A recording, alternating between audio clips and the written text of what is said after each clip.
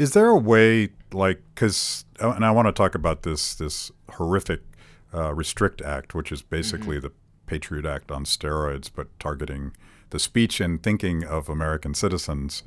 But is there a simpler way to, like, can the government just target a company and say, you're not allowed here? I don't even know the answer to that.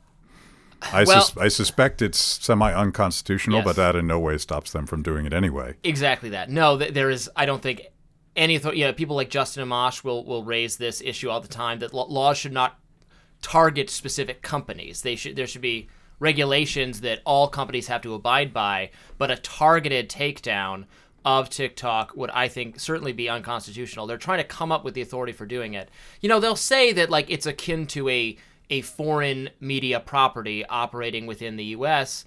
I mean, look at all the actions that were taken against Russia Today, for example, as a result of the Russia-Ukraine war.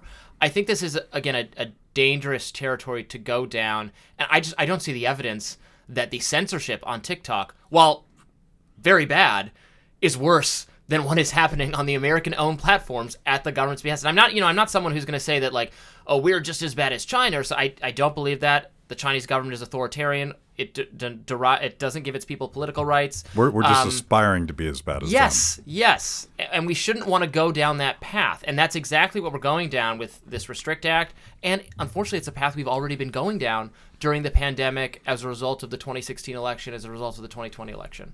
So the Republicans, I did a quick search on the co-sponsors of the Restrict Act, and I won't get them all, but I noticed some of my favorite measures as to whether or not I categorically hate something, even though I haven't even tried to understand it, is I see Mitt Romney and Lindsey Graham as core co-sponsors of this, and it what we were just talking about, like they can't just ban TikTok, and that probably doesn't stand up to constitutional scrutiny.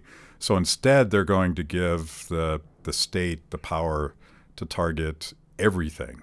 And it seems to be incredibly sweeping. As you said, Rand Paul has talked about this. Tucker Carlson has talked about it. Interesting coalition. I watched your show. We should give a shout out to The Rising. And it's you and someone that comes from the left. Gray, very much a Bernie Sanders kind of leftist populist voice. So we quarrel all the time. We disagree on a lot of economic issues, labor issues. But the left has faced censorship as well at the hands of state, and kind of they face the contempt of the mainstream media is also something I would say that we have in common with them.